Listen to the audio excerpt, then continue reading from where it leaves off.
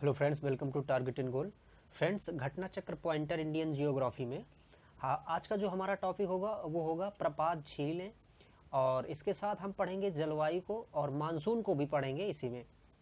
तो चलिए शुरू करते हैं। और इसके पहले वाले जो वीडियो हैं फ्रेंड्स वो आप आई होप देख लिए होंगे, और नहीं देखे हैं तो उनको कृपया देख लें ताकि आप इस विषय को कनेक्ट कर पाएंगे और आपको काफ़ी फ़ायदा इससे मिलने वाला है। फ्रेंड्स चलिए शुरू करते हैं इसको। तो प्रपात और झीलें, जो जल प्रपात हैं और झीलें हैं, तो कौन कौन सी हैं, कहाँ पे हैं, उनकी क्या स्थितियाँ हैं। तो हुंड्रू प्रपात जो है वो निर्मित होता है कहाँ पे, स्वर्ण रेखा नदी। और ये जो स्वर्ण रेखा नदी है झारखंड में आपको मिलेगी। तो हुंड्रू जलप्रपात स्वर्ण रेखा नदी पर है। हमें मिलान करना है, देखिए जलप्रपात और दूसरी तरफ झील। तो जलप्रपात जो है वो कपिलधारा प्रपात जो है वो कहाँ पे है, वो है नर्मदा पे। नर्मदा पे जैसे दूध धारा, कपिल धारा, ये सब कहाँ पे है, ये है नर्मदा पे। जोग प्रपात कहाँ पे है, ये है शरावती नदी पे। जोग या गरसोप्पा भी इसको बोलते हैं।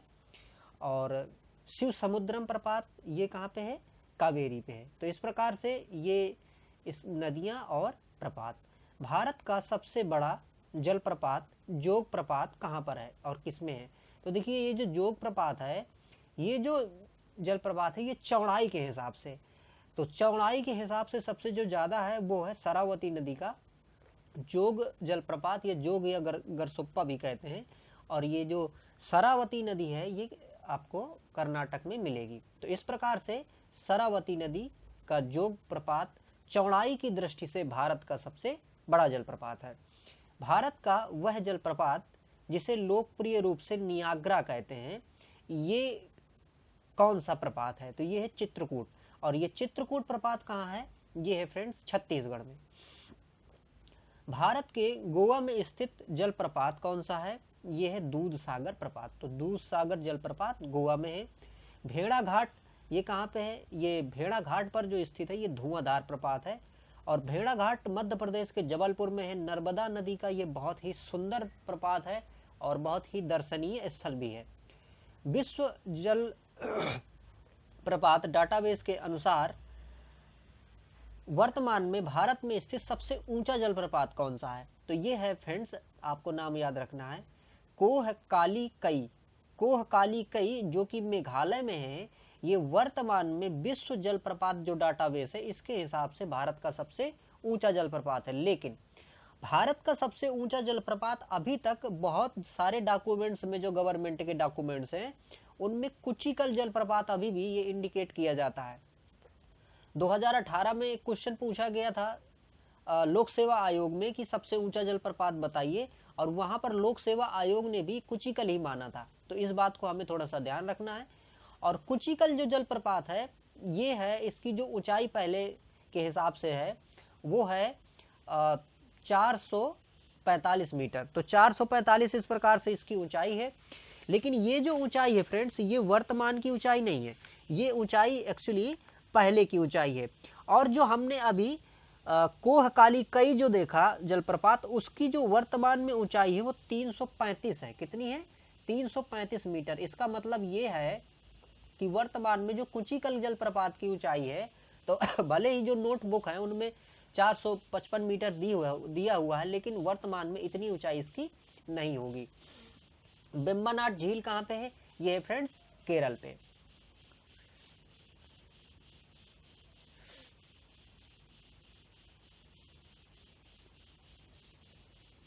पेरियार झील 55 किलोमीटर क्षेत्र में फैली है। और ये कैसी झील है, ये पेरियार झील जो है ये कृत्रिम झील है और ये केरल में है। चिल्का झील जहाँ पर स्थित है वो है उत्तरी सरकार तट। उत्तरी सरकार तट कहाँ पे है, उड़ीसा में। देखिए अगर हम अपने इस तरह से बात करें कि जैसे ये मान लीजिए अपना इंडिया का मैप है, तो देखिए यहाँ पर ये जो क्षेत्र है, जैसे कि अगर इनको हम बांटते हैं उस तरह से, तो यहाँ का जो क्षेत्र है फ्रेंड्स, ये क्षेत्र कहलाता है उत्तरी सरकार। तो उत्तरी सरकार का जो क्षेत्र है ये, इसमें उड़ीसा का क्षेत्र इसी में शामिल होता है। तो इस प्रकार से ये उत्तरी सरकार में अवस्थित है। चिल्का झील उड़ीसा में है। लोकटक झील जो लोकटक झील है ये मणिपुर में है फ्रेंड्स। और मणिपुर में ही एक केबुल लामजाओ एक राष्ट्रीय उद्यान है, और यहाँ पे एक डांसिंग डियर पाया जाता है। उसको मतलब नाचने वाला डियर कहते हैं, क्योंकि वो बार बार इधर उधर देखता रहता है, तो इसलिए उसको डांसिंग डियर भी कहते हैं। और लोकटक जो झील है वहाँ पर एक तैरता हुआ पार्क है जो कि बहुत ही महत्वपूर्ण है और ये विश्व में अपनी विशेष जगह रखता है। तो लोकटक झील में कौन सा एक तैरता हुआ पार्क है, वो भी आप याद रख सकते हैं। दो भारतीय राज्यों की साझेदारी वाली झील कौन सी है? पुलिकट। पुलिकट जो झील है ये आंध्र प्रदेश और तमिलनाडु इन दोनों की सीमा पे अवस्थित है पुलिकट झील। फुलहर झील कहाँ पे है? ये उत्तर प्रदेश के पीलीभीत में है। तो ये पीलीभीत उत्तर प्रदेश में अवस्थित है फुलहर झील। यहाँ पर झील और उनकी अवस्थिति बताना है। तो देखिए जो झील है लोनार, ये कहाँ पे है? ये है महाराष्ट्र में। और नक्की झील कहाँ पे है? ये है राजस्थान में। कोलेरू झील कहाँ पे है? ये है आंध्र प्रदेश में। और डल झील कहाँ पे है? जम्मू कश्मीर में है। और पुलिकट जो झील है ये आंध्र प्रदेश और तमिलनाडु की सीमा में है। हालांकि इसका जो ज्यादा क्षेत्र है वो आंध्र प्रदेश में अवस्थित है। असम में अवस्थित झील कौन सी है? चपनाला। तो चपनाला झील असम में अवस्थित है। रहस्यमय झील कौन सी है? ये है देखिए रूपकुंड। रूपकुंड जो झील है ये उत्तराखंड में है। तो ये जो उत्तराखंड में रूपकुंड झील है ये रहस्यमय क्यों है? यहाँ पर फ्रेंड्स कुछ समय पहले मानव कंकाल पाए गए थे, नर कंकाल पाए गए थे। तो उन नर कंकालों को फिर खोजा गया कि आखिरकार ये नर कंकाल आए कहाँ से। तो वो एक रहस्य का कारण है और ये माना जा रहा है कि बहुत समय पहले एक राजा की टुकड़ी वहां से गुजर रही थी, तो वही वहां से बर्फ, चूंकि ये वाली देखिए जो झील है यहाँ पर अधिकांशतः समय पे बर्फ जमी रहती है। कुछ समय के लिए जब गर्मी होती है तो ये पानी मतलब यहाँ पर होता है। तो यहाँ पर वही जो नर कंकाल मिले, तो उनका जब रिसर्च हुआ तो ये माना गया कि बहुत समय पहले किसी राजा की सेना यहाँ से गुजरी होगी या ऐसा कुछ हुआ होगा, या फिर कोई आपदा पहले आई होगी जिससे वो वहाँ के जो लोग हैं वो दब गए होंगे और वही आज हमें नर कंकाल के रूप में दिखाई देते हैं। इसलिए इस झील को रहस्यमय झील कहा जाता है, रूपकुंड को। तो इसका आपको स्थान भी याद रखना है कि ये कहाँ पे है? उत्तराखंड में है। जम्मू कश्मीर में अवस्थित है अचार झील। तो ये कहाँ पे है? अंचार झील जो है श्रीनगर पे अवस्थित है। इसके बाद जैसे डल झील है, बूलर झील है, तो ये भी सब वहीं पर है। सूची 1 से सूची 2 की मिलान करना है। सूची 1 में झीलें दी हैं और सूची 2 में उनकी अवस्थिति दी है। अष्टमुडी, अष्टमुडी कहाँ पे है? केरल पे है।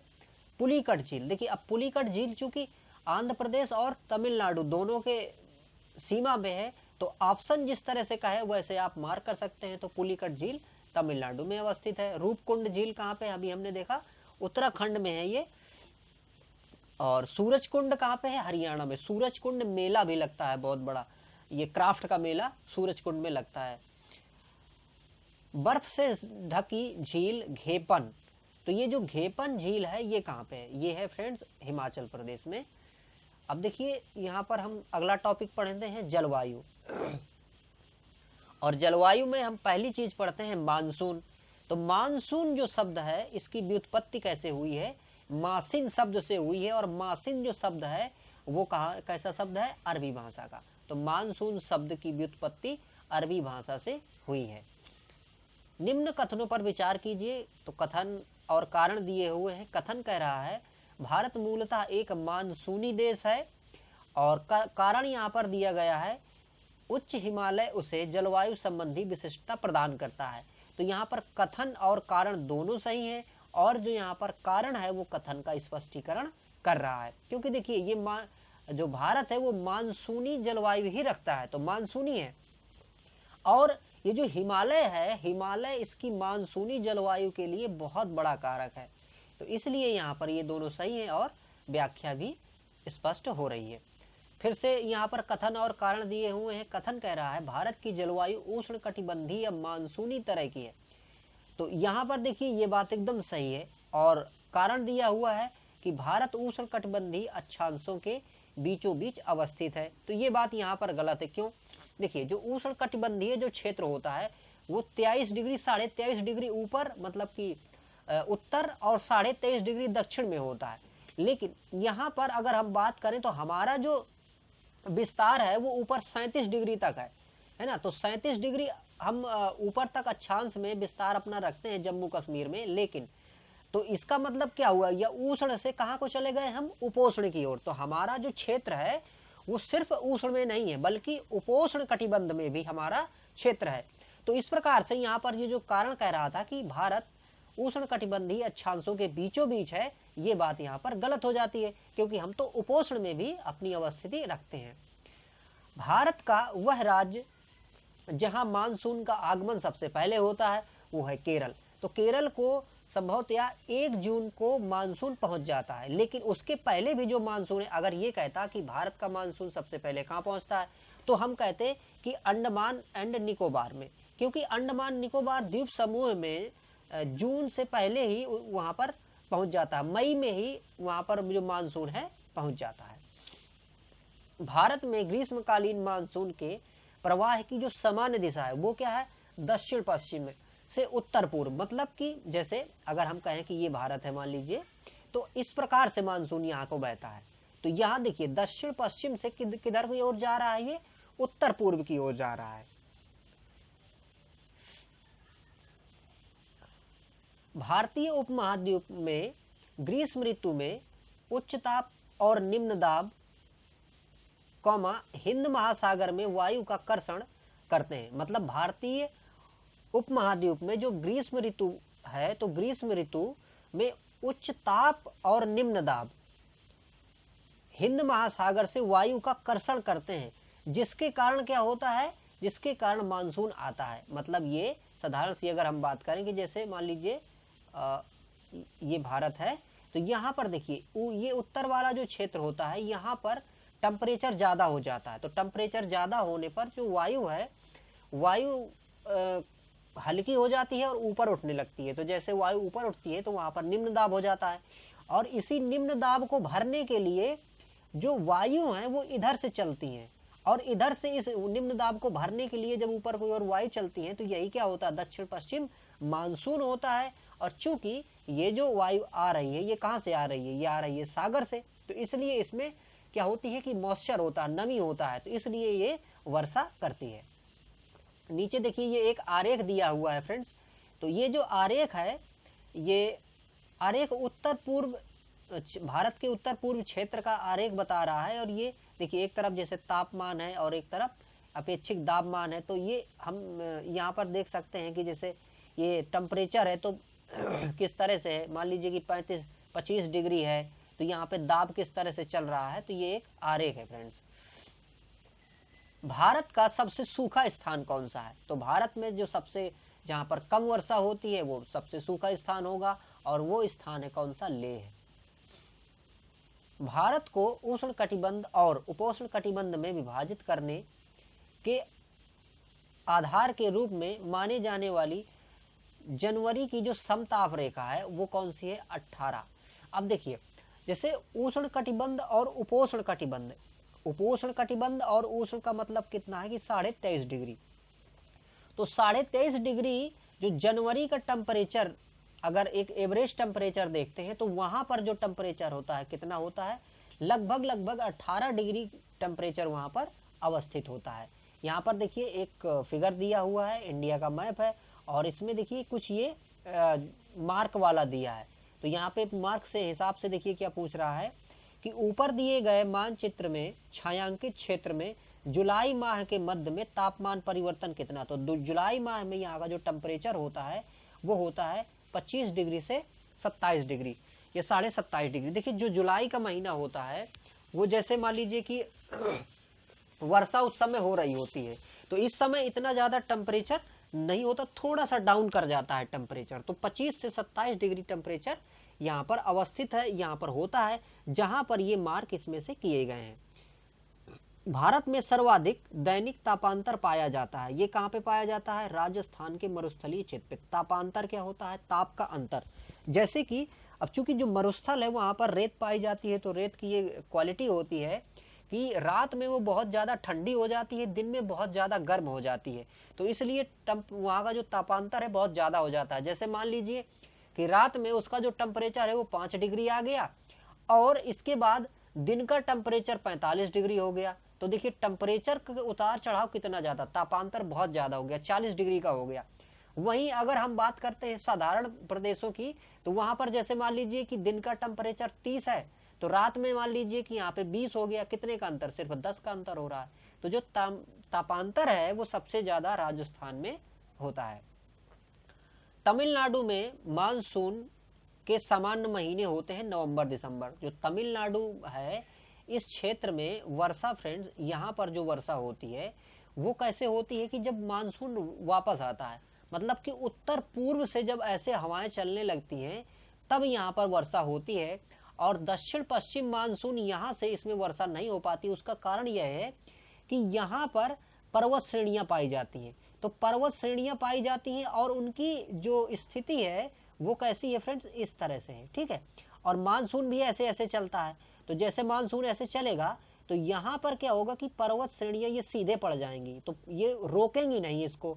जब ये रोकेंगे नहीं इसको तो यहाँ पर क्या होगा कि ये सीधे सीधे निकल जाएंगे और वर्षा यहाँ पर नहीं होगी। तो इसलिए वर्षा यहाँ पर नहीं होती है। जब ये यहाँ से वापस आता है, देखिए, तो वापस आने पे ये यहाँ पर रुकता है और यहाँ पर वर्षा होती है।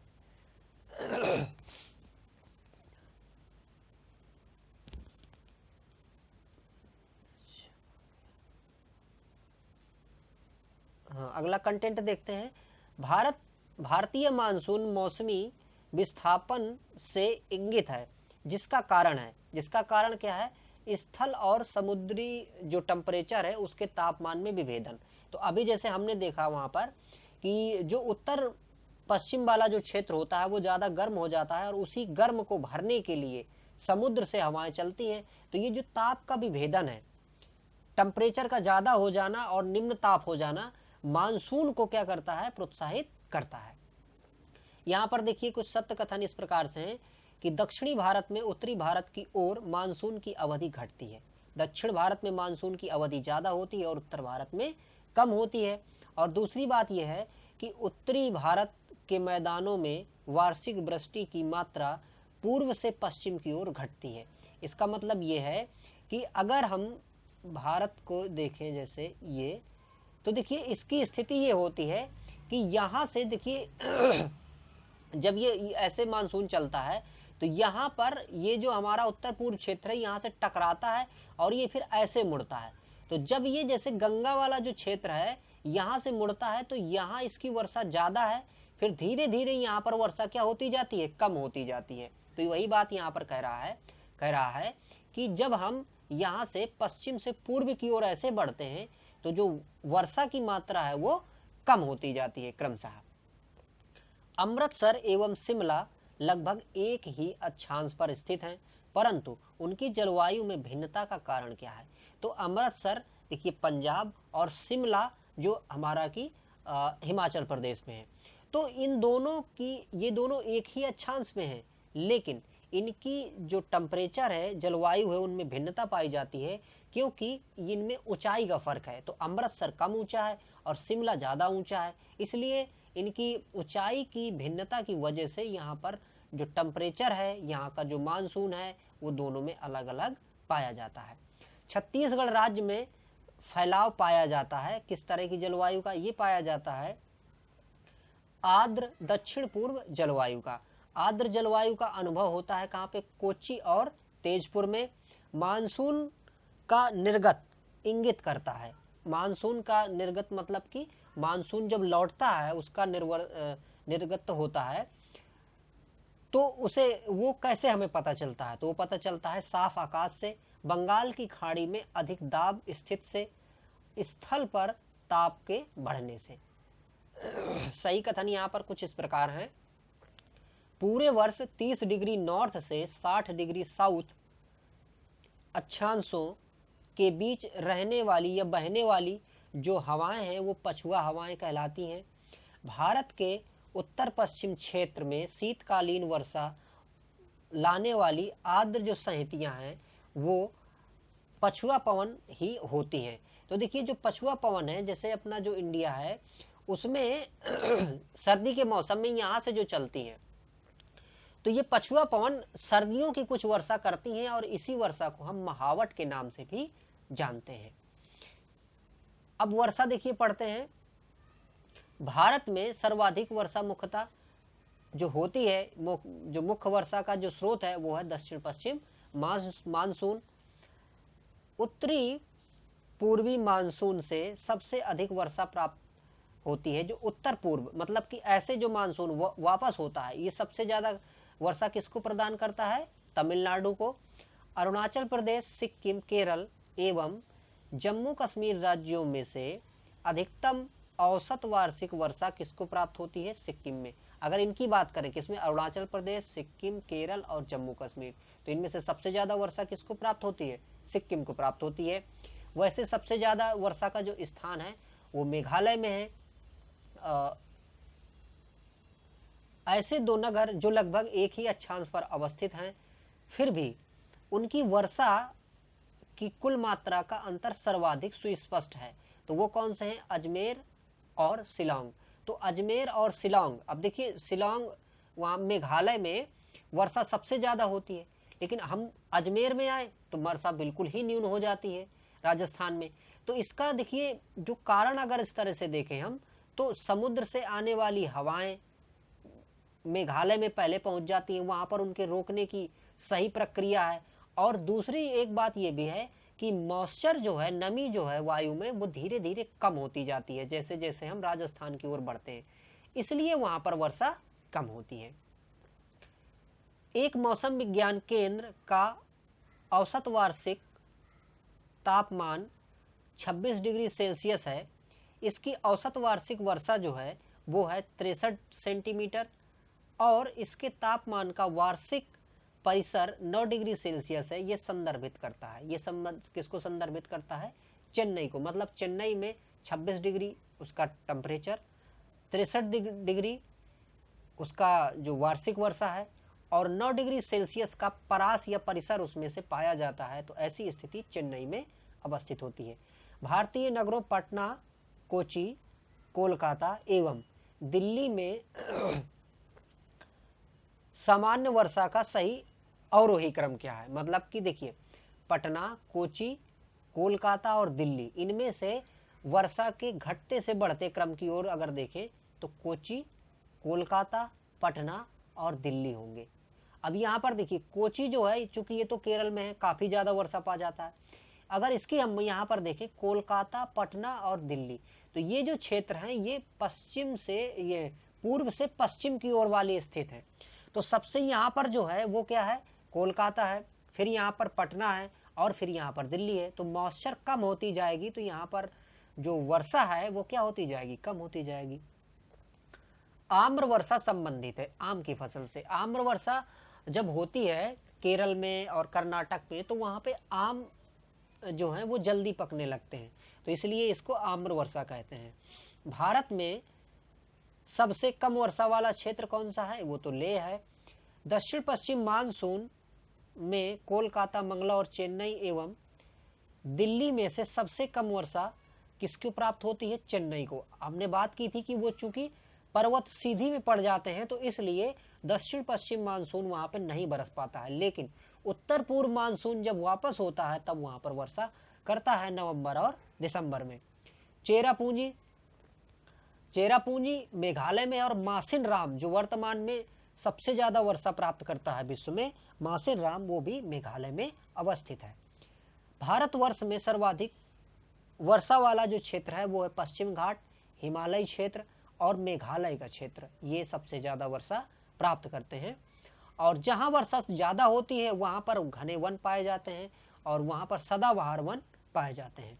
भारत में वर्षा का अधिक होते हुए भी यह देश प्यासी धरती समझा जाता है। इसका कारण क्या है?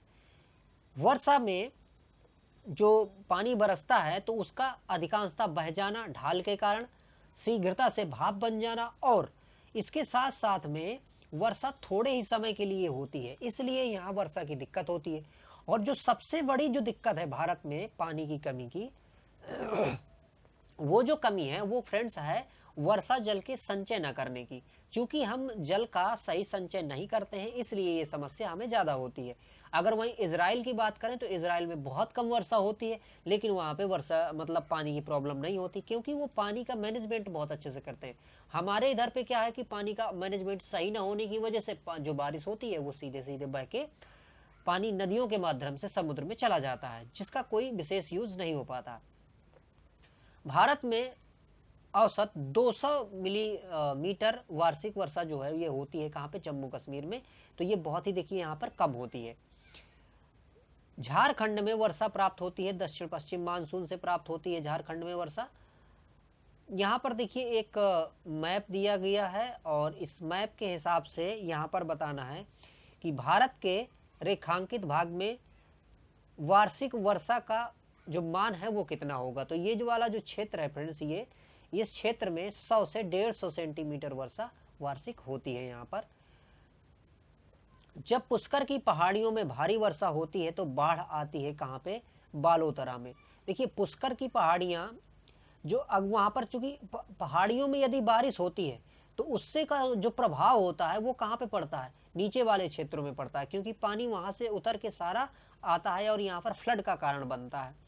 तो इसलिए अगर पुष्कर की पहाड़ियों में यदि बारिश होती तो उसके नीचे वाला क्षेत्र जो है वो बालतोरा है, तो इसलिए यहाँ पर क्या होता है, फिर वो बाढ़ का कारण बनता है।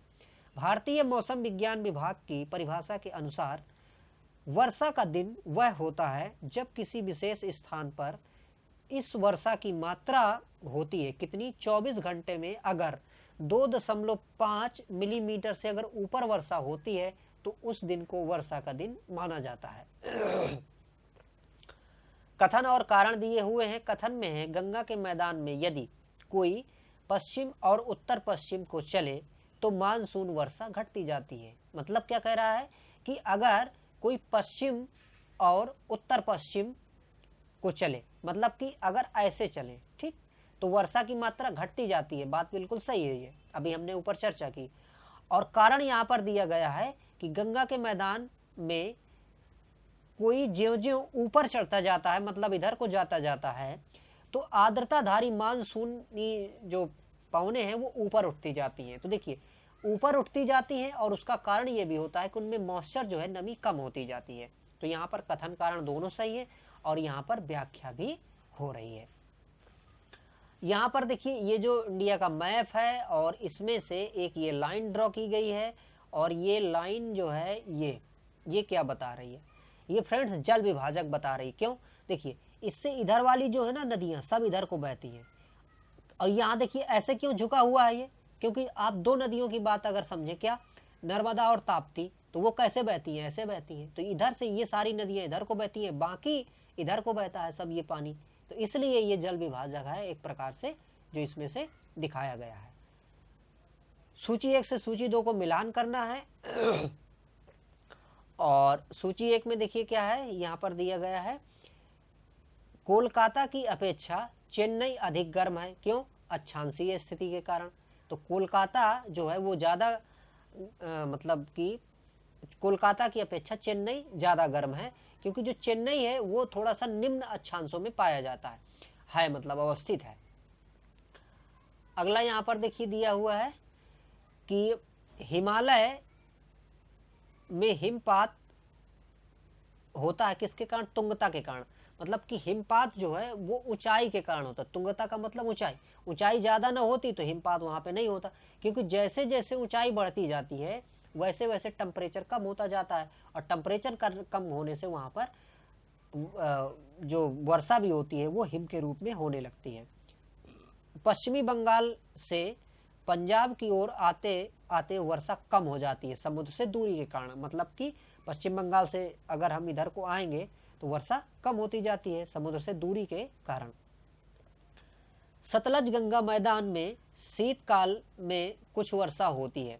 तो ये कैसी होती है, पश्चिम दाब, या फिर हम कहें पश्चिमी विक्षोभ। तो पश्चिमी विक्षोभ जो होता है वो भूमध्य सागर से चलता है फ्रेंड्स, और भूमध्य सागर से आके वो हमारे भारत के उत्तर पश्चिम से एंटर करता है, जो कि पंजाब के क्षेत्र में, यहाँ तक कि कुछ नीचे तक आ जाता है, दिल्ली का क्षेत्र हो गया, कुछ क्षेत्र में जो यूपी का जो पश्चिमी क्षेत्र है वहाँ पर भी ये वर्षा होती है, और इसको महावट नाम से जाना जाता है, जो फसलों के लिए काफ़ी महत्वपूर्ण होती है। भारत के अर्ध शुष्क क्षेत्रों में जल ढाल विकास का प्रमाणक चिन्ह है। तो जल ढाल जो प्रमाणक चिन्ह है वो कहा है कि मौसमी नदियों से जल का तटबंधीकरण करके जलाशयों के तंत्र का स्थापना करना, ये इस प्रकार से ढाल विकास का प्रमाणक चिन्ह है। भारत की मरुस्थलीय विकास योजना कार्यान्वित की गई थी। ये शुरुआती 40 जिलों में कार्यान्वित की गई थी। कथन और कारण दिए हुए हैं। कथन है भारत में अंतर्देशीय जल मार्गों का पर्याप्त विकास नहीं हो पाया, ये बात सही है यहाँ पर। और कारण दिया हुआ है भारत के अधिकतर भागों में जो वर्षा है वो साल के 4 महीने ही होती है। तो यहाँ पर कारण भी सही है और ये रिप्रेजेंट भी कर रहा है, मतलब कि जो कारण है वो कथन की व्याख्या कर रहा है। शीतकालीन वर्षा के विषय में कंटेंट देखते हैं। भारत के उत्तरी मैदानों में शीत ऋतु में जो वर्षा होती है वो देखिए पश्चिमी विक्षोभों से होती है ना। जैसे अभी हमने बात की कि वो भूमध्य सागर से चलता है, तो भूमध्य सागर में से कुछ मॉइस्चर ले लेता है, इसके बाद में फिर कैस्पियन सागर से कुछ ले लेता है, फिर तो इस प्रकार से वो आते आते अरल सागर से होते हुए आता है जब वो, तो काफी वो अपने साथ नमी ले आता है। भारत में शरतकालीन वर्षा के क्षेत्र हैं। शरतकालीन वर्षा एक तो देखिए पंजाब का क्षेत्र जो है उसमें कहाँ से होती है, पश्चिमी विक्षोभों से होती है। और तमिलनाडु का क्षेत्र है जो उत्तर पूर्वी हवाएं आती हैं, तो वो तमिलनाडु में वर्षा करती हैं। तमिलनाडु में शरतकालीन वर्षा अधिकांशतः जो होती है वो कैसे होती है, उत्तर पूर्व मानसून से होती है। कथन और कारण दिए हुए हैं यहाँ पर। कथन कह रहा है भारत के उत्तरी मैदानों में जाड़ों में कुछ वर्षा होती है, और कारण दिया हुआ है जाड़ों में उत्तर पूर्व मानसून सक्रिय होता है। तो देखिए यहाँ पर क्या है कि दोनों सही है, लेकिन जो कारण है वो कथन की व्याख्या नहीं कर रहा। क्यों? क्योंकि देखिए ये कह रहा है कि जाड़ों में उत्तर पूर्व मानसून सक्रिय होता है, इसलिए क्या उत्तरी मैदानों में बारिश होती है? नहीं, उत्तरी मैदानों में जो बारिश होती है वो तो पश्चिमी विक्षोभ का कारण होता है, ना कि उत्तर पूर्वी का। अगर यही बात यहाँ कहता कि तमिलनाडु में उत्तर पूर्व की वजह से बारिश होती है, उत्तर पूर्व मानसून से, तो ये बात सही हो जाती है। मतलब कि उसकी व्याख्या भी फिर वहां पर होती। वह राज्य जिसमें जाड़े में वर्षा होती है वो तमिलनाडु है। देखिए कथन और कारण दिए हुए हैं। कथन कह रहा है प्रतिचक्रवाती स्थितियां शीत ऋतु में जब बनती हैं तब बनती हैं जब वायुमंडलीय दाब उच्च होता है और वायुताप निम्न होता है। तो देखिए प्रतिचक्रवात का कारण ही ये होता है कि जब वायुदाब ज्यादा होता है, मतलब कि तभी वो होता है प्रतिचक्रवात बनता है, उच्च होता है जब वायुदाब। और कारण यहाँ पर दिया है कि उत्तर भारत में शीतकालीन वर्षा से निम्न ताप वाली प्रतिचक्रवातीय स्थितियां पैदा होती हैं। तो ये बात यहाँ पर देखिए गलत है, ठीक है। तो यहाँ पर प्रतिचक्रवात बनता है और चक्रवात जो होता है वो निम्न वायुदाब पे बनता है। जब निम्न वायुदाब रहता है तब प्रतिचक्रवात बनता है, जैसे कि गर्मियों में चक्रवात बनते हैं। भारत में शीतकाल में वर्षा होती है, उत्तर पश्चिम मानसून से होती है। अगर तमिलनाडु की बात करें तो उत्तर पूर्व से होती है, उत्तर पूर्व मानसून से होती है। तो फ्रेंड्स इस वीडियो में इतना ही। अगला जो अपना टॉपिक रहेगा वो रहेगा प्राकृतिक आपदाएं। तो जो प्राकृतिक आपदा हैं उनसे संबंधित हम कंटेंट अगले वीडियो में पढ़ेंगे। तो फ्रेंड्स इस वीडियो को आपने देखा, आपका बहुत बहुत धन्यवाद। और यदि इस चैनल में आप पहले ही हैं, मतलब कि नहीं जुड़े हैं, तो इस चैनल में भी जुड़ जाएं और बाकी का कंटेंट भी फ्रेंड्स आप देख सकते हैं। Thank you for watching.